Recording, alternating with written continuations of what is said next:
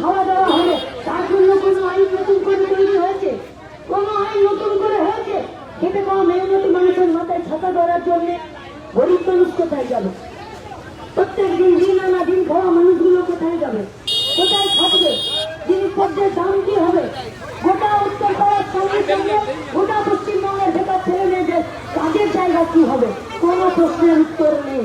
কোন তৃণমূল রাজ্যে ঘটে? যে তৃণমূল আজকে চুরি করেছে, যে তৃণমূল রেপ করেছে, যে তৃণমূলের নাম প্রত্যেকটা দিন বিভিন্ন দুর্নীতির সাথে যুক্ত হয়েছে, কোন বিজেপি জিতবে এই পশ্চিমবঙ্গের ভোটে? যে বিজেপি তৃণমূলের চোর নেতাদেরকে ছেড়ে রেখে দিয়েছে, কোন বিজেপি? যে বিজেপি আজকে 8 ঘন্টার কাজটা তুলে দিল, কোন বিজেপি? যে বিজেপি গোটা উত্তরপাড়া জুড়ে আজকে ধর্মের রাজনীতি করছে, কারা জিতবে? ওই তো এসেছেন বিজেপির প্রার্থী এনএলসি কমান্ডো।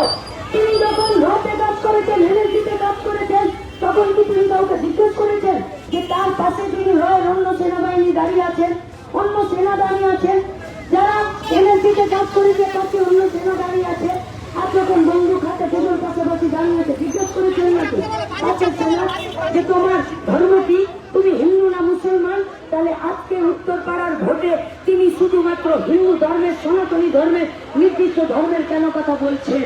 তাহলে কি এগুলোতে স্কুল তৈরি হবে? এগুলোতে হেলথ সেন্টার বাঁচবে?